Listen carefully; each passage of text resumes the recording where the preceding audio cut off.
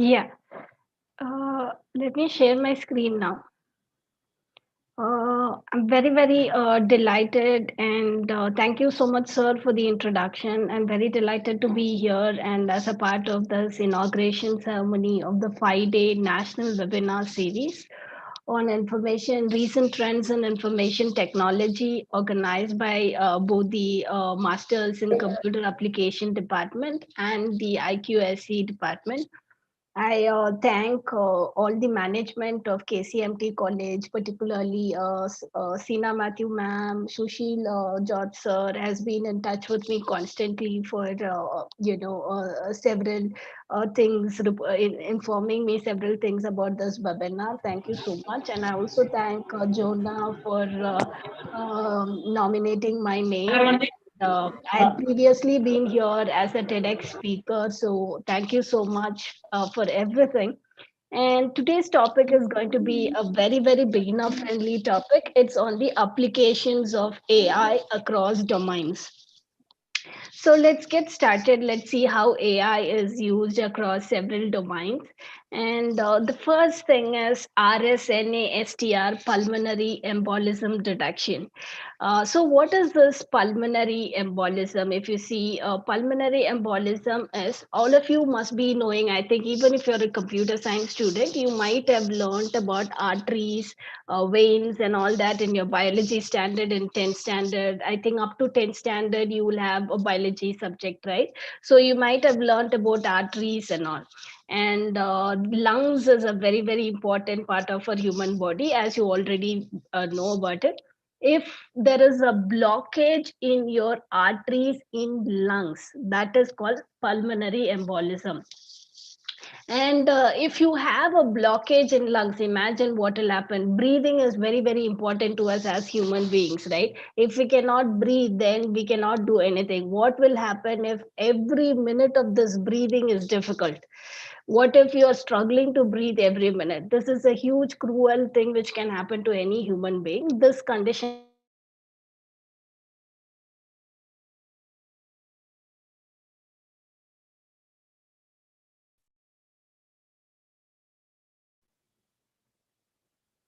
This is Yeah. So this is one of the research problem in the computer vision space. So all of you must be knowing computer vision, and so this is one of the research problems in computer vision space. And let's read more about it. How AI is used in solving this problem. So this is about pulmonary embolism. So if you have this pulmonary embolism, what you generally do is you go to the doctor specialist, particularly radiologist. You will go for CT scans, and a common type of scan which is diagnosed, which is recommended for this is called CT pulmonary angiography. So you take these scans, and the scans will look like this. So in the scans, using the scans, the radiologist has to sit and find out where there is a blockage in the artery. So sometimes the radiologist is a human being, and sometimes he might miss out to find out that exact point where there is an artery blockage. And that is one issue. And there's also another issue in a country like India where doctors to patient ratio itself is less. Doctors to patient ratio is like, we have very less doctors. We have very less specialized doctors. And India is a country where there are a lot of villages and this where there are no doctor support itself, forget the specialist. So for such places, a lot of people are dying even before getting diagnosed. A lot of people are having some problem, they've identified it, but by the time they get that appointment, they die in that time, because it takes around 2 to 3 times. In Bangalore, if I have to book a dermatologist appointment, it takes me 2 weeks in advance I have to book, or 3 weeks in advance I have to book. Or that's the case for psychologists as well here, because there's huge demand here in Bangalore. And so specialist appointment is again getting very difficult, and it takes a longer time to book an appointment. And this is one huge problem. This is so how can you use machine learning and data science, advancements in machine learning and data science to solve this problem? So if you can take all the images, the scans, and you can build a deep learning model which will automatically detect. There are a lot of cutting edge architectures, deep learning architectures which has come out, like EfficientNet, ResNet, and all these architectures can be used to automatically detect the blockage in artery using these scans. The doctor don't have to sit and manually find out. The algorithm will easily find out the blockage in artery. So if we can build such automated, imagine if we can build such automated machines which will automatically detect the blockage in arteries, then we can give low cost treatment to all the villages in India. So India is a country where there are so many villages, remote villages, where people are not able to afford treatment. So for such places, we can just build one machine, and there's several people in some 2 3 villages can make use of that single machine. So there is no need for doctor. Only for abnormal cases they can go to the specialist, or the abnormal cases can be reviewed by the doctors, so that will take less time. And the treatment also can be given low cost or no cost free also to a lot of people in India. So this is a huge advantage of using automated deep learning applications to solve a problem. So this is one real world problem. This is a problem which has been really one of the Kaggle competitions, one of the hackathon competitions. This problem has been released. So this is the problem statement here. So this I'm not just telling some example out of the blue. This is a real world problem statement, and this was a problem: RSNA-STR pulmonary embolism detection, and there was a prize money of 30,000 rupees. This competition happened last year, and this was conducted by Radiological Society of North America. So it more than North America, countries like India requires this competition. So this has been successfully built and deployed by them in many hospitals in US. This was organized last year, and now it is currently operating in several hospitals in US and India also. We can bring such technologies and make the India, there are not many hospitals which are having such automated deep learning solutions. We can use such technologies so that a lot of people get treatment very quickly. They don't have to wait for 3 weeks, 2 weeks to get the specialist treatment. And you know how costly it is to book a specialist appointment, especially when you're going for very specific specialists who are specialized in a very niche area. Then it's very costly as well. Not everyone can afford such kind of a treatment. If we can bring automated deep learning applications, then we can deploy it at several villages across India. Government can deploy it very free of cost and give it free of cost to a lot of people. So this can significantly improve the healthcare. This is the first use case. And this is a data set. This is an image data set problem. So if you take data science, there are data comes in several format. You will get image data. You will get image data is when you take CT scans and MRI scans. All these are image data. You will also get audio data. We will be looking at audio data problem. You will also look at text data problem. So there are different types of um data here. So this is an image data problem, which means you have images. And I'm going to show you, this is a real world problem. So if you take, this is an image. So the image is in DICOM format. You can have images in DICOM format or JPEG file. It's an image format. You have images in TF record, several formats. DICOM is generally a format where medical images comes in DICOM format.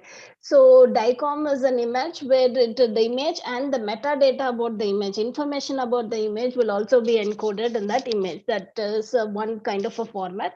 It's an international standard. For example, if you are a computer science student, so you would have learned about the network architecture, how the message should be passed, IEEE 802.3 and all those, or your various protocols and all this is there, procedures is there, right? Those are standards which you need to follow while you're transmitting messages and all that. So similarly, DICOM is the de facto standard when it comes for medical imaging. So it is contains the procedures, how image should be stored, how metadata should be contained, and all that. So this is one image data problem. This is from a healthcare use case. So a healthcare related to lungs imaging, and it is also related to computer vision because it deals with deep learning and computer vision because you are dealing with a lot of images here. So this is the first use case.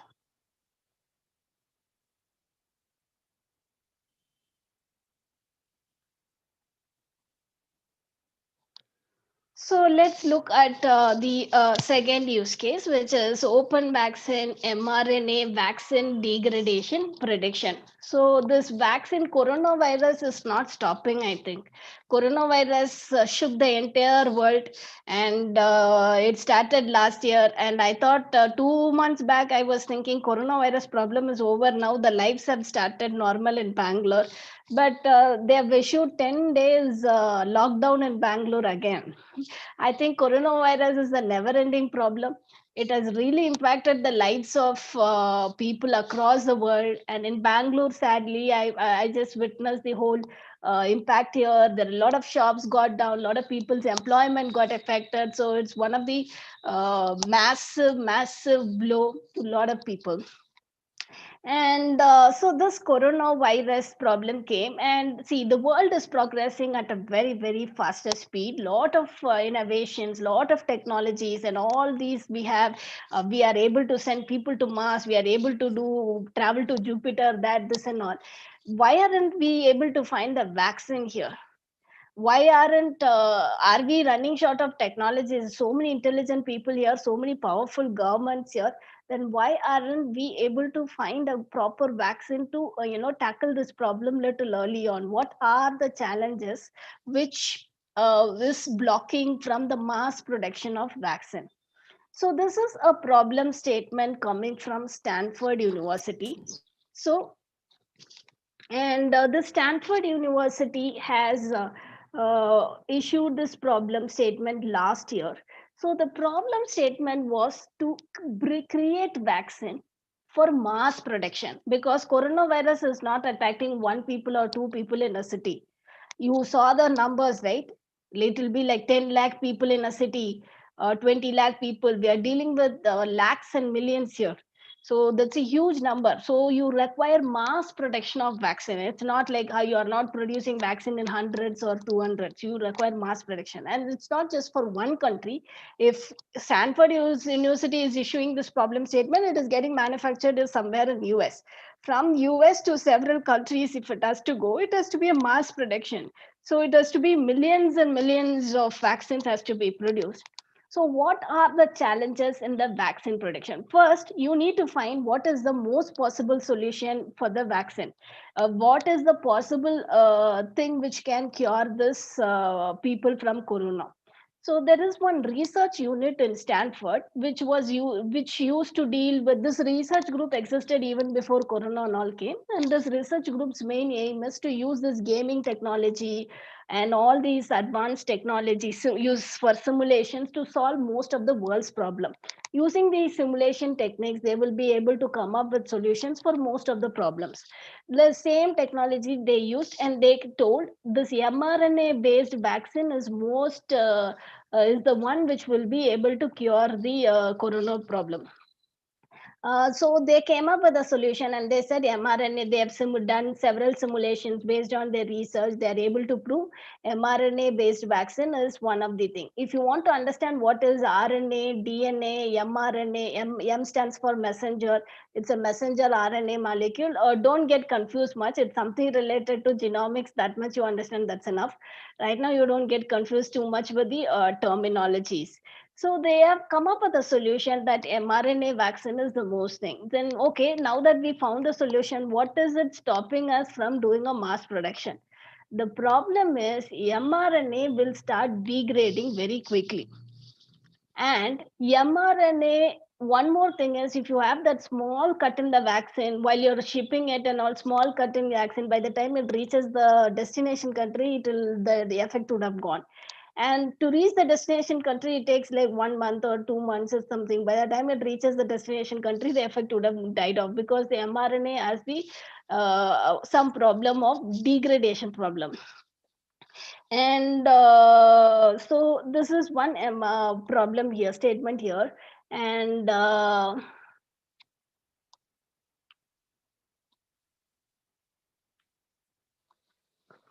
so let's look at this problem.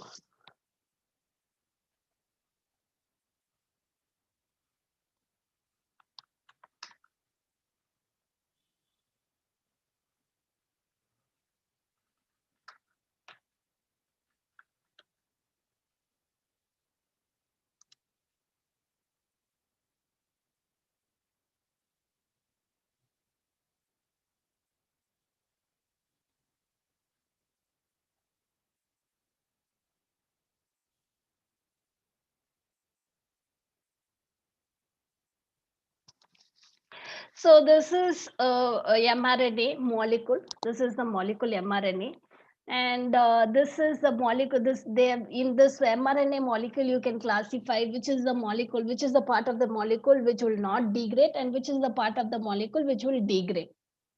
And this particular part will degrade. This particular part will not degrade. All this classification can be done using machine learning and deep learning.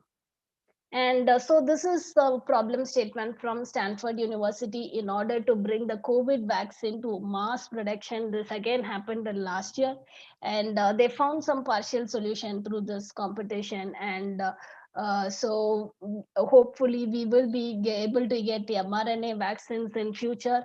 Currently, government is issuing some vaccine. I don't know what vaccine is that. And I think as far as I know, some of the medical professionals in Bangalore, they've already been given free vaccines by the government. I think for the public, I'm not sure how effective it is and all that. And so this is about the open vaccine COVID-19 mRNA vaccine degradation prediction using machine learning. Using machine learning techniques, you can easily classify what are the parts of this mRNA molecule which will get degraded, and what are the parts which will not get degraded. Once you do that, you can cut off those parts, and then you can ship the mRNA and ensure it is safer. But this has got a lot more challenges outside this particular degradation problem. And hopefully we get to see this mRNA vaccine soon in the future. So this is one of the real world problem statements using machine learning.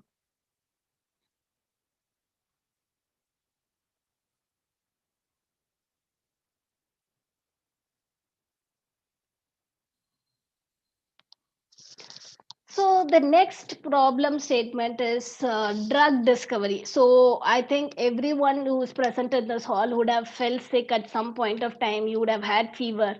It will be like great surprise if there is any one individual who says, I've never suffered fever, or I've never had any kind of a problem, a health problem in my life. All of us have fevers. All of us have some problem or other. We all would have taken some tablet or the other.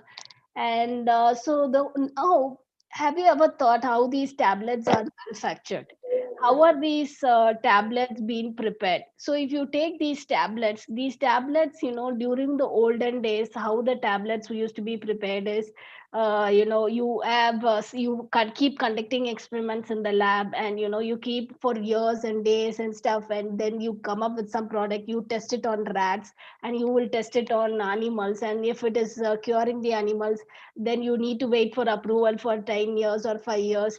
And then once it is approved, then the tablet is allowed to be used by human beings. Then you need to do a trial run on human beings also. One after that, it will be declared safe to be going into the market. So there is so many procedures in preparing drugs. So machine learning, deep learning is used for in the drug discovery as well. So there are a lot of machine learning techniques which can be used in drug discovery. We are no longer doing experiments for 10 years and preparing paracetamol. The days are gone when they did several experiments for years to prepare paracetamol drug. Those are old days. Right now things have changed. Right now people are using deep learning and machine learning to come up with drugs. machine learning and deep learning is revolutionizing the drug industry space. And how is it revolutionizing the drug industry space? If you take during olden days, it was used to be experiments, and suddenly, out of intuition, you will create some drugs and all. But right now, the things of how we prepare drugs have changed. Now they check the interaction of drug with the cellular mechanisms of your body, whether a particular protein will bind to the target or not. That is what they will try to find. And if it is binding to the target, then they'll come up with a molecule which will nullify that compound. This is how they prepare drug. So whether it will bind to the protein or not, that can be found using deep learning. So right now, it is all drugs are all prepared using biological mechanisms, underlying biological mechanisms, and there's a lot of deep learning and machine learning which is extensively used in this space. And so let's see from where this problem comes.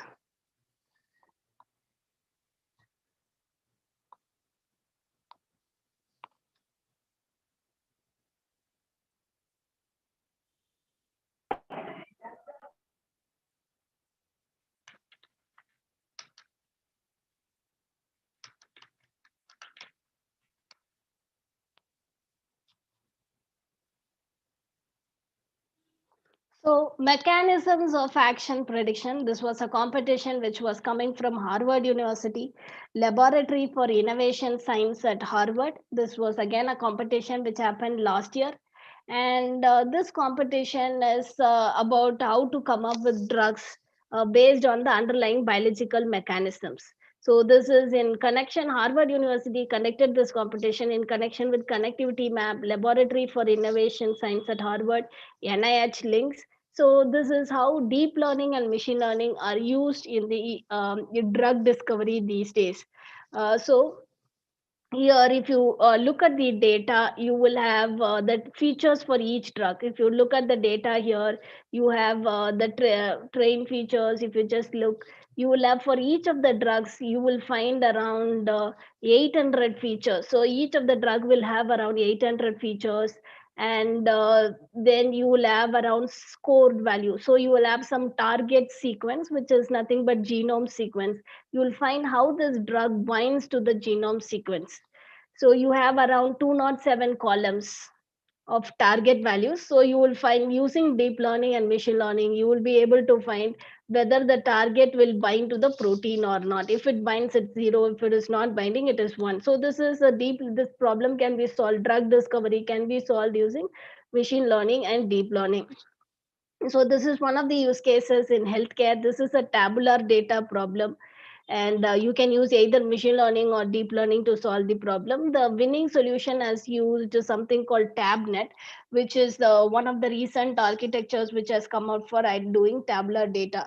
So this is SIIMISIC melanoma classification. This is the second problem statement. We are going to see next problem statement we are going to see in the healthcare space. So, what is this SIIM ISIC melanoma classification? Has anyone here in this room had a relative or someone who had skin cancer or something like that, or died of skin cancer? So this problem statement is related to skin cancer. So there are different types of skin cancer. Skin cancer is one of the commonly occurring types of cancer. And in skin cancer, melanoma is one type of skin cancer. There are several types of skin cancer. Melanoma is just one type of skin cancer. But melanoma, the problem with melanoma is melanoma has higher probability of mortality, death. If it occurs, it rarely occurs. If it occurs, the patient has higher mortality rate, and nothing can be done about it. It has a high probability the patient will die if it is not diagnosed early. This is a serious problem. Also, you see Indian conditions. If you take a lot of villages, they don't get proper skincare treatment, malnourished, no proper hygienic conditions or health conditions. Some of the countries in India, they don't even have water for taking bath, shortage of water. Drinking water itself they don't have. For taking bath, they don't have water. So the skin condition problems are very, very common in a lot of areas of India. And not everyone can afford a dermatologist. And so this is one big problem for us. And if even if they can afford, getting a dermatologist appointment is getting difficult these days. So if we can use deep learning and machine learning to solve this problem, then it's a huge benefit. Government can build such devices very at the cheap cost, and then give it for free for the public as well. So this is one such problem statement where there are two research organizations, SIIM and ISIC. SIIM is Society for Imaging Information, and LACEC is again a research organization. And this research organization came together to organize this competition. And the whole problem statement here is, given an image, you have to classify if the particular image has got melanoma or not, lesion images using deep learning. So this is one problem from the healthcare computer vision problem statement. And if you take skin cancer, why bothered about skin cancer? This is a statistics from US, I'm telling you. So were 100,000 melanoma cases in 2020 alone, and out of which there were 7,000 people estimated to die because of melanoma. This is the statistics of one country. Imagine if you put the statistics together for the whole country, melanoma has got huge mortality rate. And so it's very important we study this problem, and this problem statement can be solved using deep learning. And there are two big research organizations, Society for Imaging Informatics in Medicine and International Skin Imaging Collaboration, ISIC. If you take this ISIC, they have huge repository of publicly available archive images. Anybody can use it. If you are interested in research, you can freely access that public archive database, and you can build deep learning models for cancer classification, skin cancer classification. And if you are interested in research, and if you want to try your hands in deep learning, this is a great problem statement to get started with.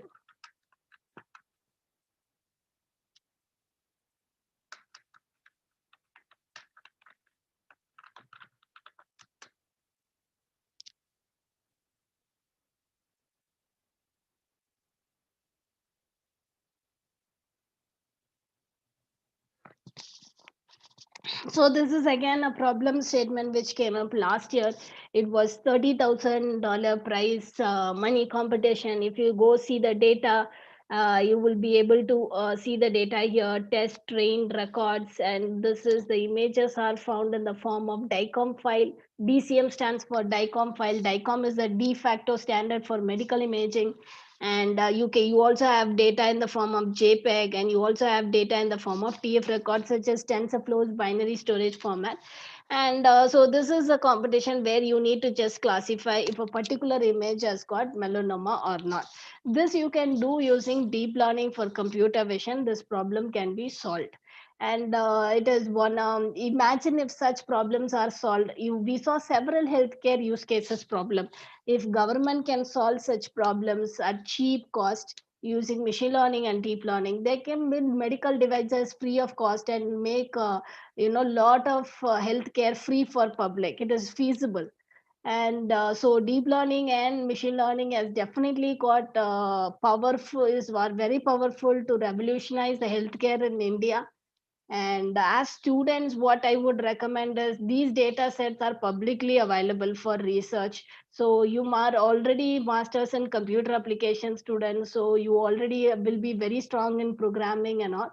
So you can make use for your final year project. You can say, take some use cases which is related and beneficial for the society. Build some join 3 4 students join together, build some applications and give it free of cost for your local hospitals in your city, so that at least free of cost to the public poor people in the city, so that they will be able to get diagnosis free of cost. And so the next use case which we are going to look at is the education sector. So far we have covered a lot of use cases in the healthcare sector. The title of this webinar series is data science across domains. So we have to see the other domains as well. We have completed healthcare domain, where we saw several use cases, how machine learning, deep learning and computer vision can be used to solve the problem, and how cheap cost effective devices can be solved and produced at mass scale and can be beneficial for the society at a larger extent. We saw several use cases like that. And this is one of the use cases in education sector, right? Answer correctness prediction. Ride is the number one AI based ed tech company. This ride tracks knowledge states of this is a South Korean company. So right now all the everything has become online. Right now we are having webinar series online. I'm in Bangalore. I'm all of you different people will be in your homes. You're listening to this webinar in homes, and everything online education has taken over the world. So in the online education, it is very very difficult for the professors to track if the students are paying attention, or how will the professor track the performance of the students. So everything is online. Student professors are not able to view the students because everything is online, and they can't see the face of the student, if the student is attentive or if the student has just switched on the computer and joined the Zoom call, and then they are not sitting in that place, they have just muted themselves and they have gone to do their own work. Who knows, how will the professor know? It is very important for the professors to track if the students are listening the class, especially because they are not able to see the faces and how much attentive they are in the class, how many questions they have answered for the quiz, and how they are going to perform if a future quiz is given. And all these are important parameters in an online education space. So AI, machine learning, deep learning can be used to track the students' performance over a period of time based on their historical performance, or past performance, and their behavioral pattern and how they are dealing with the courses and all that. Using this behavioral pattern can be captured, and their future performance can be predicted using data science, machine learning, and deep learning. And this is again one use case. This is a use case coming from the South Korean company, right? And the next use case is about NFL first and future impact addiction. I think this is a sports use case. We just saw an education domain related use case. Now, sports use case. I think in India, NFL is not a big deal. I think in India, cricket rules. Everyone likes IPL. India people are crazy about IPL. Cricket is, a lot of people are so crazy that they are crazy fans of Sachin, and used to be crazy fan of Sachin and a lot of other top cricketers. So India is a country which loves cricket. I mean, football and the other sports are not that famous here. And so this is from US based use case. This use case was organized by Amazon Web Services. Last year it happened. This is live football match is happening. You want to see if the impact of the helmets which the player is wearing, whether based on the helmet's position or based on whether he is wearing the helmets or not, what is the probability he will get the injury. This can be tracked using deep learning. This is a video based data because live match is going on, so that's a video data, right? From the video data, based on, you will have to detect the position of the helmet in the, whether the player is wearing helmet or not. This is an object detection problem. And this is a video data where you will be detecting the objects, which is the helmet, and you have to detect the probability based on whether he is wearing the helmet or not, or how likely he is to get an injury. This is NFL first and future impact detection problem. And let's go and see this data, what it is all about. This is again a real world problem.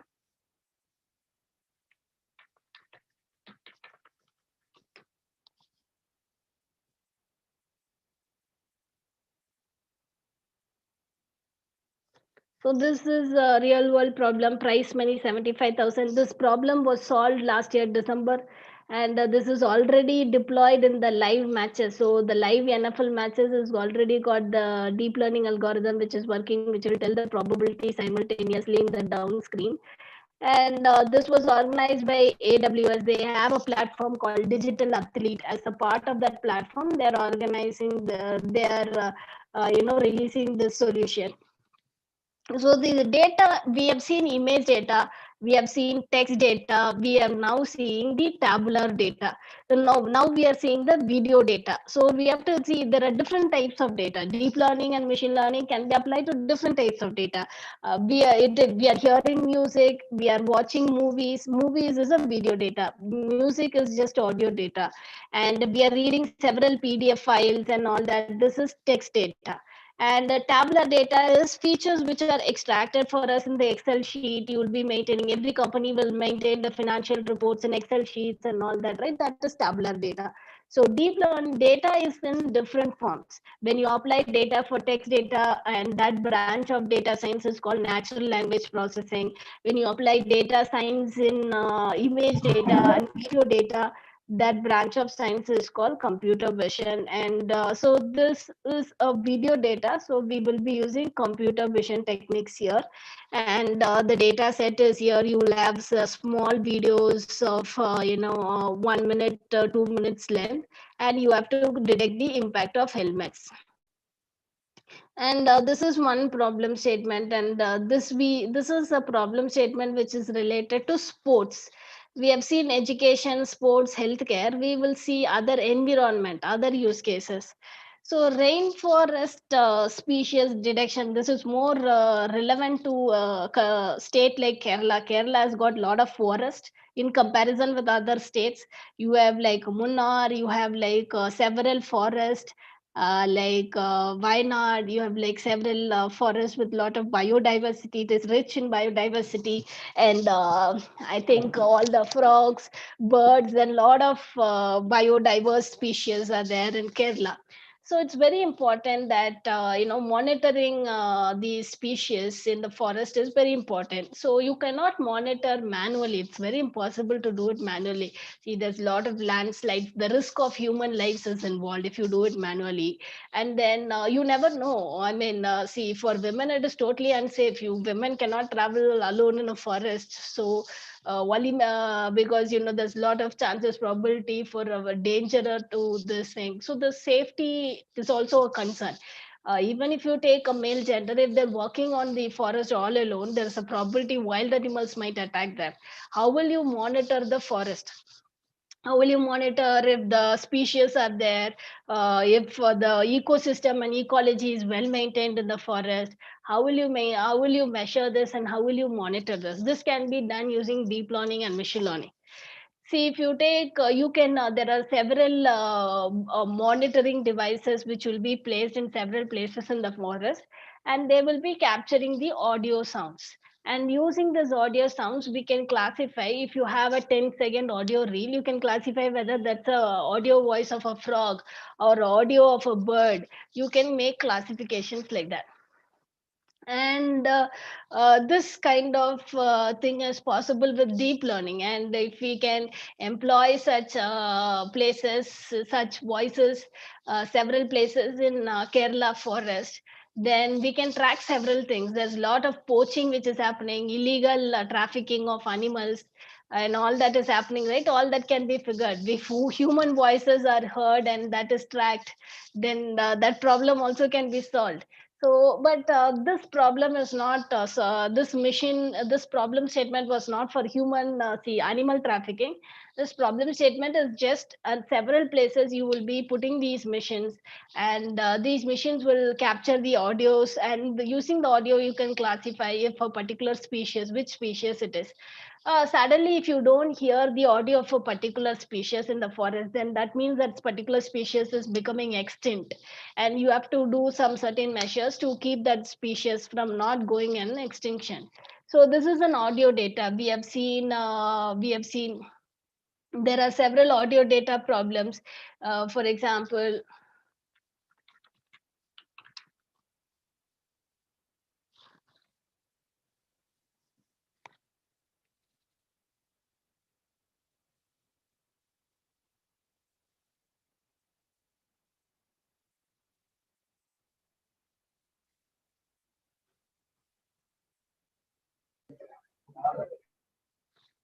so this is a competition which is coming from an organization called Rainforest Connection, whose main duty is to track the biodiversity in forest. They have built it for huge forests like Amazon forest, which is much much bigger. You know, it is 2 3 states, Indian states. If you put together, you that's the size of that big huge size. And so for tracking such forests, you definitely require such automated deep learning techniques to monitor the biodiversity and wildlife in such forests. This is an audio data. We have seen video, we have seen audio, we have seen text data, we have seen tabular data. And this is a problem statement which is belonging to environment. This is a problem statement because we are building tools to solve problems related to environmental science. We have the final problem statement which is called related to agriculture. So India is an agricultural country. More than seven, more than half of the population of the country is dependent on agriculture for their day-to-day living. And agriculture is a very, very important component for any human being, for that matter. You cannot live without food, right? Food is a very integral part of our lives. And so cassava leaf classification problem is agriculture-based problem statement from Africa. So for Africa, the staple food for 80% of the people is the cassava leaf. Cassava has got high carbohydrates, and this leaf is the food for them.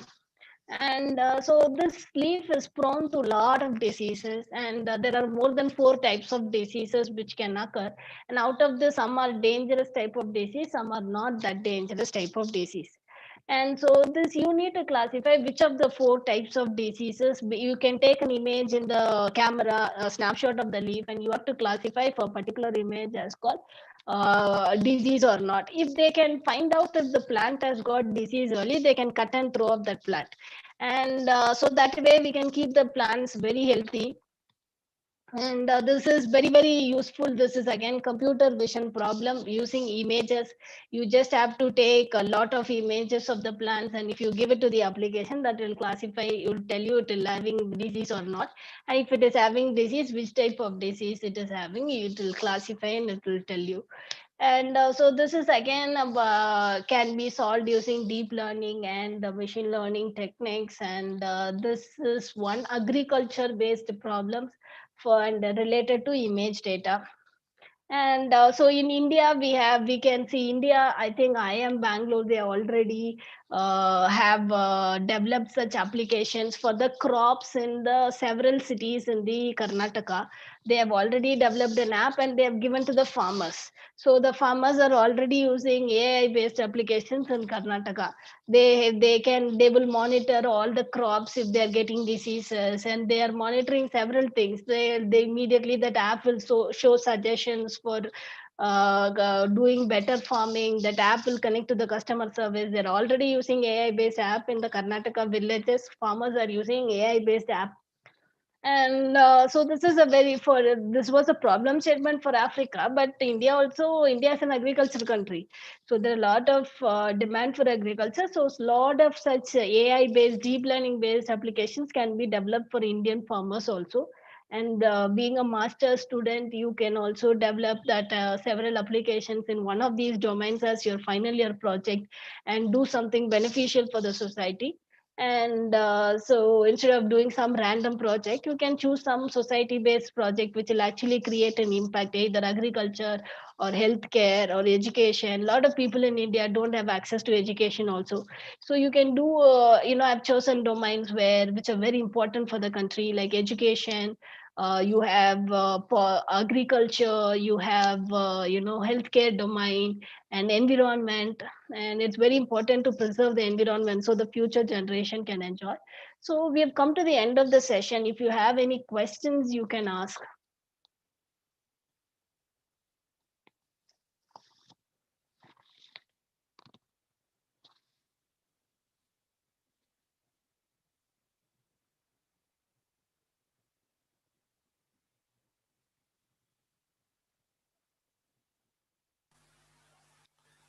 Thank you, ma'am. The session was very informative.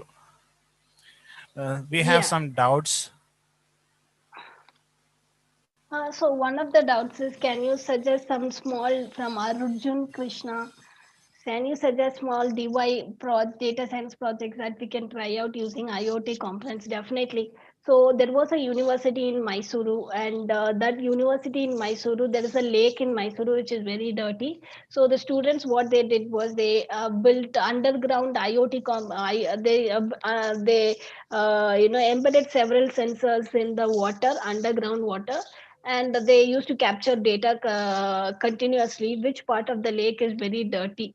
And using deep learning techniques, they were able to find out which location of the lake required has got a lot of contamination and requires manual intervention to clean it up. And that even after the lake was cleaned, that was after the project was over also, that underground sensors used to continuously transmit data. Using that data, you can collect lot of statistics, and lot of you can infer lot of information about the lake health and several things.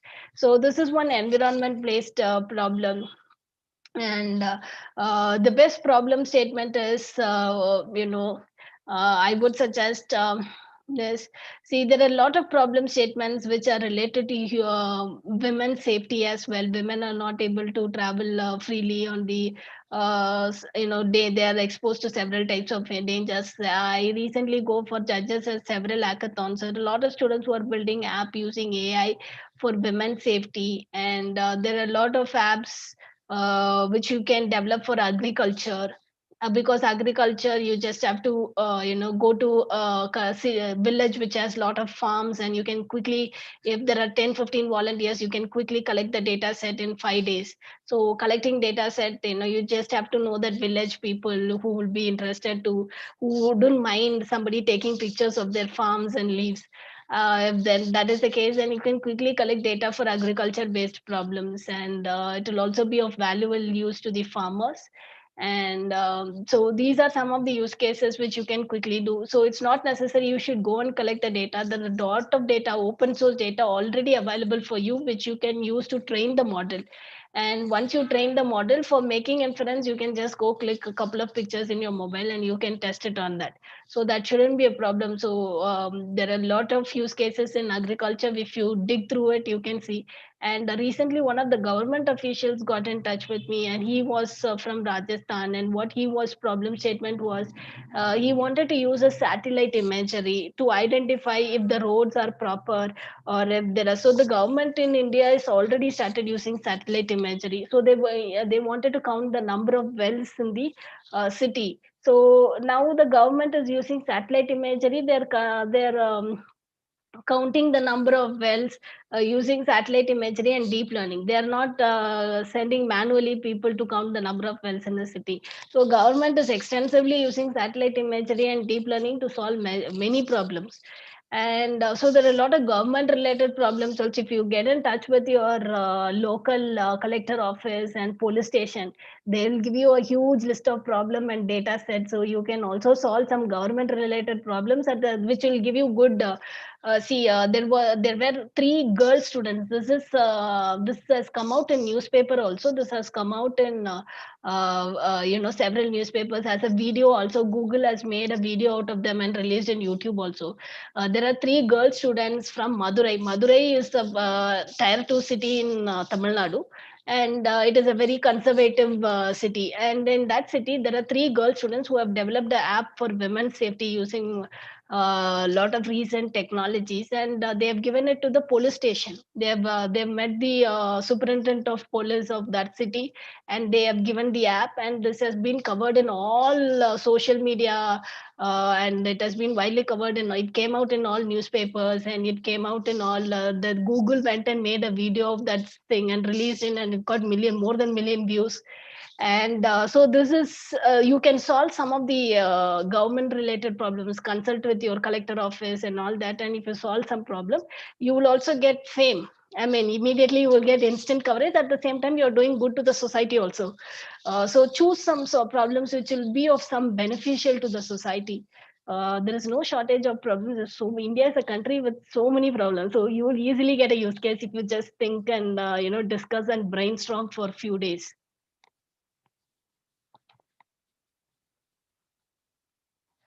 Yeah. So if there are any other questions, then you can just ask. Ma'am, can you please say about different career opportunities in data science?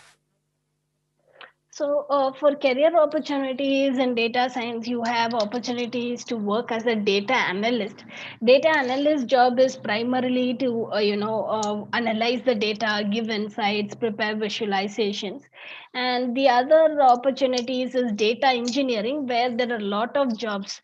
Data engineering is how to handle huge data. You should know Apache Spark. You should know all these data engineering tools. There are also a lot of opportunities in clouds. If you see, there are several people who are coming up next for the webinar series are related to cloud. So see, right now, nobody is using local servers. Everyone has all the projects in industry have migrated to cloud. So there are a lot of jobs in cloud. So if you know one of the cloud technologies, I think some speakers are coming and doing Azure, I think. So if you know one of the cloud technologies, either Azure or GCP or AWS, then that's a good use. And that is also cloud engineers. There are several cloud engineers, cloud architects and all are there. That is also one career path. If you know deployment, if even if you prepare machine learning model, data scientists will build the machine learning model, but what is the use of building the model if you don't deploy it? You need the cloud engineer and cloud architects to deploy the model, right? And so that people all across the world can use that solution. So cloud engineer and cloud architecture architects, there it's also a lucrative career option. Or you can go as a traditional data scientist who has to be very strong in all the aspects of data science, very strong in programming, very strong in mathematics and research and all. That is data scientist also you can go. And outside that, if you see, there are data evangelists whose main job is to just, a company will be working, it could be an AI based startup, they'll be having several different products. So the evangelist job is to just familiarize the product to whole world, just talk about the product. It is not that is AI evangelism, just publicity and promoting the product. So they'll also promote the product by telling interesting stories. They should be having good marketing skills. So this is called evangelism, AI they are very highly paid AI evangelists. And so there are several career paths in AI. People think data science only data scientists. They know there are several jobs surrounding data science, like data analyst, data engineer, cloud engineers. You can become traditional data scientist, or you can become AI evangelist. And so these are some of the common paths.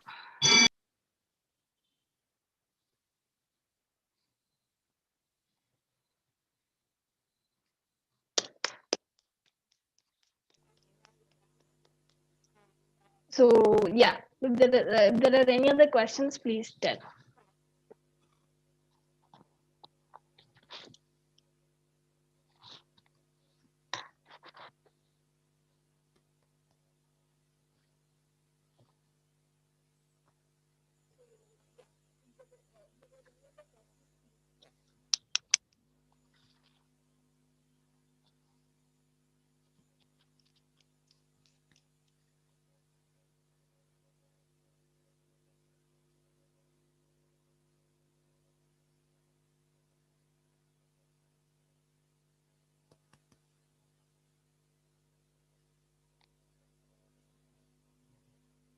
Yeah, thank you.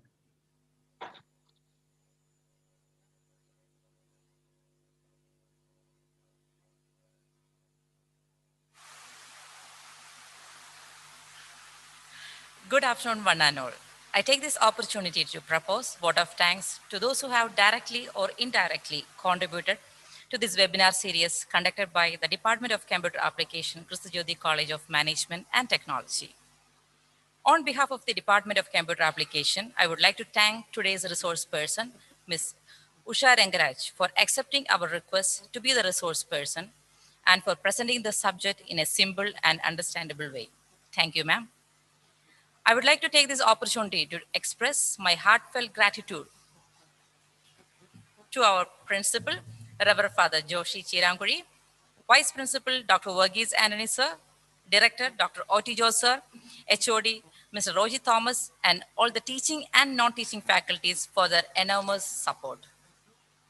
The program marks its eminence with the participation and sincere cooperation of all the UG and PG students of Computer Department and all the keen listeners who joined the Zoom platform. Thanking you all. Last but not the least, I thank the technical team for the pain and effort they had taken to make this program a successful one. Thanking you once again. Have a great day. Yeah, thank you, ma'am. Thanks, everyone. Have a great day ahead. Bye-bye.